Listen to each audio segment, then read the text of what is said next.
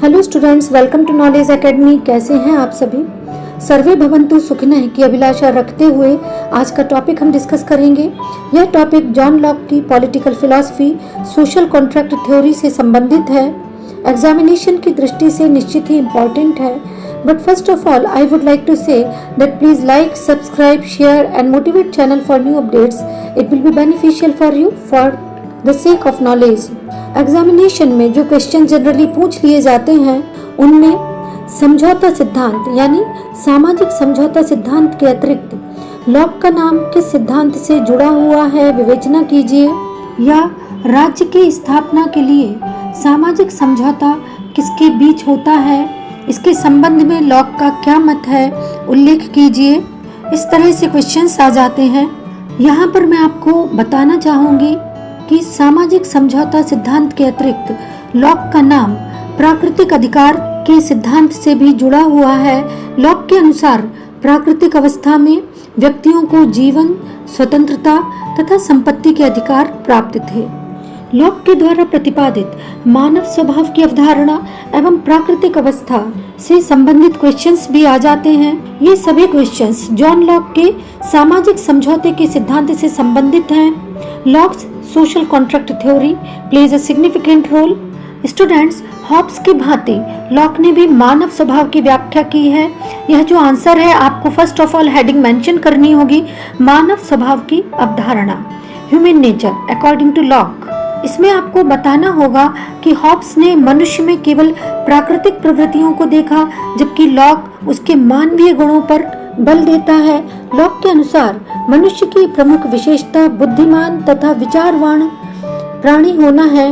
मनुष्य अपनी विवेक बुद्धि से एक नैतिक व्यवस्था की सत्ता को स्वीकार करता है और इसके अनुसार कार्य करना अपना कर्तव्य समझता है।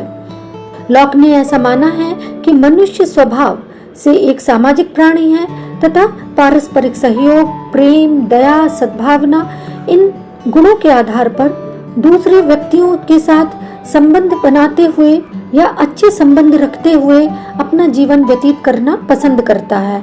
हॉब्स और लॉक के अनुसार मानव स्वभाव से संबंधित विचारों में बुनियादी अंतर देखने को मिलता है।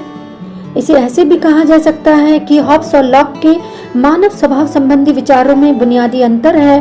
हॉब्स का मनुष्य केवल जंगली पशु है, जबकि लॉक का मनुष्य एक नैतिक प्राणी है। हॉब्स का मनुष्य भौतिकवादी है, वहीं लॉक का मनुष्य कर्तव्य की पुकार सुनता है। हॉब्स का मनुष्य स्वार्थी है, जबकि लॉक का मनुष्य परोपकारी तथा परहित करने वाला है। हॉब्स का मनुष्य झगड़ालू, स्वार्थी, शंकालु प्राणी है, जबकि लॉक का मनुष्य शांति प्रिय है। इसी तरह से प्राकृतिक अवस्था के संबंध में यदि वर्णन करें तो हमें सहज विदित होगा कि हॉब्स ने मनुष्य को घोर स्वार्थी बतलाया तथा प्राकृतिक अवस्था में निरंतर संघर्ष की स्थिति में मनुष्य रहता है, ऐसा हॉब्स का मानना है तथा युद्ध की दशा तथा संघर्ष उसकी नियति था। इस तरह से हॉब्स ने मनुष्य की प्राकृतिक अवस्था को चित्रित किया है। लेकिन लॉक ने ऐसा माना है कि मनुष्य स्वभाव से परोपकारी, दयालु, सहयोगी तथा समाज प्रिय है तथा उसके अनुसार प्राकृतिक अवस्था की कल्पना इस प्रकार से की जा सकती है जिसमें मनुष्य पारस्परिक युद्ध की अवस्था में न रहकर पारस्परिक सहयोग की अवस्था में रहते हैं तथा संघर्ष की अवस्था इसमें विद्यमान नहीं है। लॉक की प्राकृतिक अवस्था की विशेषताओं के संबंध में यदि डिस्कस करें तो हमें विदित होगा कि इसमें जो फर्स्ट पॉइंट है वो आपका ये बनेगा कि प्राकृतिक अवस्था में सभी मनुष्य समान है। ऐसा लॉक ने माना है क्योंकि सभी सृष्टि के एक ही स्तर से संबंधित हैं तथा सर्वशक्तिमान उस अनंत बुद्धि संपन्न सृष्टा की रचना है। अतः इस दृष्टि से सभी मनुष्य समान है। और जो सेकंड पॉइंट है यानी द्वितीय जो मेन पॉइंट है वो ये है कि प्राकृतिक अवस्था शांति व पारस्परिक सद्भावना पर आधारित होने के कारण सभी व्यक्ति समान व स्वतंत्र माने जाते हैं। कोई किसी को हानि पहुंचाने का प्रयत्न नहीं करता है। सभी समान रूप से प्राकृतिक रूप से समाज के लाभों को प्राप्त करते हैं और किसी के अधीन कोई भी नहीं है, ऐसा उन्होंने माना है। यद्यपि तृतीय प्राकृतिक अवस्था में यानी उनका यदि थर्ड पॉइंट के संबंध में हम डिस्कस करें तो प्राकृतिक अवस्था में लोग पूर्ण स्वतंत्र होते हैं, किंतु ये स्वतंत्रता स्वच्छंदता या स्वेच्छाचारिता में नहीं बदलती है। कहने का मतलब है कि जो स्वतंत्रता है वो स्वच्छंदता नहीं है। स्वतंत्रता में कुछ मर्यादाएं होती हैं, सीमाएं होती हैं जिनको मनुष्य को फॉलो करना होता है। अतः इसमें स्वच्छंद आचरण निषिद्ध है या वर्जित है, क्योंकि प्राकृतिक अवस्था का नियंत्रण प्राकृतिक नियमों यानी नेचुरल लॉज के द्वारा होता है और ये नियम बुद्धि पर आधारित है। बुद्धि पर आधारित नैतिक नियम ही प्राकृतिक नियम है। लॉक ने ऐसा माना है कि जो व्यवहार मनुष्य अपने लिए नहीं चाहता वैसा व्यवहार उसे दूसरों के साथ नहीं करना चाहिए। इस तरह की फिलॉसफी को हमारे भारतीय दर्शन में भी कहा गया है कि आत्मानि प्रतिकूलानि परेशान न समाचरेत। जो व्यवहार आपको अपने प्रति ठीक न लगे वैसा व्यवहार या आचरण दूसरे के साथ नहीं करना चाहिए। अब हम देखेंगे कि प्राकृतिक अवस्था में लॉक ने कौन कौन से 3 अधिकारों का वर्णन किया है। तो लॉक के अनुसार प्राकृतिक अवस्था में 3 प्रकार के अधिकार प्राप्त थे। जीवन का अधिकार, राइट टू लाइफ, स्वतंत्रता का अधिकार, राइट टू लिबर्टी, संपत्ति का अधिकार, राइट टू प्रॉपर्टी। जीवन के अधिकार को यदि हम एक्सप्लेन करें तो लॉक के अनुसार आत्म संरक्षण मनुष्य की सबसे प्रबल आकांक्षा है या इच्छा है और उसकी सभी क्रियाओं का कहीं न कहीं प्रधान तत्व भी है। इस उद्देश्य की पूर्ति के लिए किए जाने वाले समस्त कार्य मनुष्य के विशेष अधिकार हैं। कहने का अभिप्राय है कि लॉक के अनुसार अपना जीवन सभी को प्रिय है और उसको सुरक्षित रखना प्रत्येक मनुष्य का प्राकृतिक अधिकार है, क्योंकि ये जीवन के अधिकार से संबंधित है। दूसरा है स्वतंत्रता का अधिकार यानी right to liberty. Right to liberty के संबंध में लॉक का मानना है कि स्वतंत्रता का अर्थ स्वेच्छाचारिता नहीं है, स्वच्छंद आचरण नहीं है। लॉक के शब्दों में अपनी इच्छा के अनुसार कार्य करना तथा किसी की इच्छा के अनुसार कार्य करने को बाध्य न होना प्राकृतिक अवस्था की स्वतंत्रता है।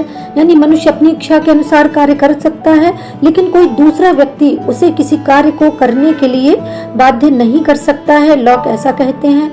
जबकि प्राकृतिक नियमों के द्वारा स्थापित नैतिक व्यवस्था के अनुसार कार्य करना ही वास्तव में स्वतंत्रता है। लॉक का मानना है कि मनुष्य को कार्य करने का अधिकार प्राप्त है, लेकिन नैतिक आचरण या नैतिक व्यवस्था को ध्यान में रखना होगा, वही वास्तव में स्वतंत्रता है। अतः प्रत्येक व्यक्ति को नैतिक सीमाओं में रहते हुए अपनी स्वतंत्रता के उपभोग को प्राप्त करना ही वास्तव में प्राकृतिक अधिकार है, ऐसा उन्होंने माना है। इसी तरह से राइट टू प्रॉपर्टी के संबंध में यदि डिस्कस करें तो लॉक का मत है कि संपत्ति का अधिकार एक महत्वपूर्ण अधिकार है। इसमें जीवन और स्वतंत्रता के अधिकार भी सम्मिलित हैं।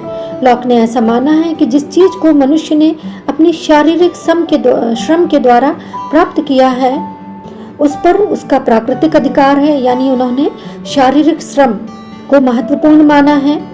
लॉक ने डिस्क्राइब किया है कि ईश्वर ने भूमि और सभी वस्तुएं सभी मनुष्यों को समान रूप से सामूहिक रूप से प्रदान की हैं तथा व्यक्ति का शरीर ही उसकी एक ऐसी संपत्ति है जिस पर उसका एकमात्र पूर्ण अधिकार होता है। जब व्यक्ति अपनी शारीरिक श्रम को ईश्वर द्वारा प्रदत्त सामूहिक वस्तुओं के साथ मिश्रित करता है तो वे उन्हें उसकी व्यक्तिगत संपत्ति बना देता है। यहाँ पर लॉक के कहने का मतलब है कि व्यक्तिगत श्रम के माध्यम से, शारीरिक श्रम के माध्यम से व्यक्तिगत संपत्ति का निर्माण होता है। व्यक्ति का संपत्ति संबंधी अधिकार आदिम समाज से है, जिसे उसने प्राकृतिक अवस्था कहा है। लॉक ने कहीं न कहीं श्रम की महिमा को माना है। सेबाइन ने इस बारे में लिखा है कि यह एक ऐसा अधिकार है, संपत्ति का अधिकार एक ऐसा अधिकार है जो प्रत्येक व्यक्ति अपने व्यक्तित्व के अभिन्न भाग के रूप में लेकर समाज में आता है। अतः इस तरह से लॉक ने स्टेट ऑफ नेचर को डिफाइन किया है। अब हम देखेंगे कि प्राकृतिक अवस्था की असुविधाएं कौन सी हैं। यहाँ पर स्टूडेंट मैं आपको रिकॉल कराना चाहूंगी कि स्टेट ऑफ नेचर को जो डिस्क्राइब किया गया है उसमें लॉक ने जीवन के अधिकार, स्वतंत्रता के अधिकार और संपत्ति के अधिकार, ये 3 पॉइंट डिस्कस किए हैं और ये मुख्य माने हैं। आपका जो कॉन्सेप्शन है वो इस दृष्टि से स्पष्ट हुआ होगा, एग्जामिनेशन की दृष्टि से इम्पोर्टेंट है। यहाँ पर अब हम देखेंगे कि प्राकृतिक अवस्था की असुविधाएं कौन सी थी। लॉक ने जो प्राकृतिक अवस्था स्टेट ऑफ नेचर डिफाइन किया है उसमें कौन कौन सी प्रॉब्लम्स थी। तो यद्यपि लॉक की प्राकृतिक अवस्था इस विवेक जनित प्राकृतिक नियम पर आधारित है कि तुम दूसरों के साथ वैसा ही बर्ताव करो या व्यवहार करो जो तुम अपने प्रति आशा करते हो या अपेक्षा करते हो। लेकिन यह जो अवस्था लॉक ने वर्णित की है, यह प्राकृतिक अवस्था स्वर्ण युग की अवस्था है, क्योंकि यह अवस्था पारस्परिक संघर्ष और वैमनस्यता की अवस्था नहीं थी, ईर्ष्या की अवस्था नहीं थी। इसमें पारस्परिक सहयोग विद्यमान था, मित्रता विद्यमान थी, इसमें शांति और विवेक का आधिक्य था। इन सभी तत्वों के होते हुए भी, इन सभी गुणों के होते हुए भी लॉक ने ऐसा माना है कि प्राकृतिक अवस्था के चित्रण में कहीं न कहीं कठिनाइयां भी विद्यमान थी, जिसे लॉक ने डिफाइन किया है, डिस्क्राइब किया है। पहली ये कि प्राकृतिक अवस्था की एक कठिनाई ये है कि इसमें ऐसी कोई निश्चित, प्रकट एवं सर्वसम्मत विधि नहीं होती जिसके द्वारा उचित अनुचित मतभेदों का निर्णय हो सके। और दूसरी कठिनाई ये है कि प्राकृतिक अवस्था में प्राकृतिक नियमों को, प्राकृतिक विधान को तथा उसके निर्णय को क्रियान्वित करने के लिए प्राकृतिक दशा में कोई साधन या संस्था नहीं होती है, यानी कोई ऐसा स्पेसिफिक लीगल इंस्टीट्यूशन नहीं है जो कि प्राकृतिक अवस्था में लिए गए निर्णयों को क्रियान्वित कर सके। इसके अतिरिक्त तीसरी कठिनाई ये है कि इसमें सभी व्यक्तियों को न्याय करने और दंड देने का अधिकार होता है। तो इसका अभिप्राय ये हुआ, इसका अर्थ ये हुआ कि कहीं भी कोई भी दंड देने वाली निष्पक्ष सत्ता नहीं है। तो इसमें ये तीन कठिनाइयां लॉक ने बताई हैं। प्राकृतिक अवस्था की इन कठिनाइयों को दूर करने के लिए लॉक ने सामाजिक समझौते के सिद्धांत का प्रतिपादन किया।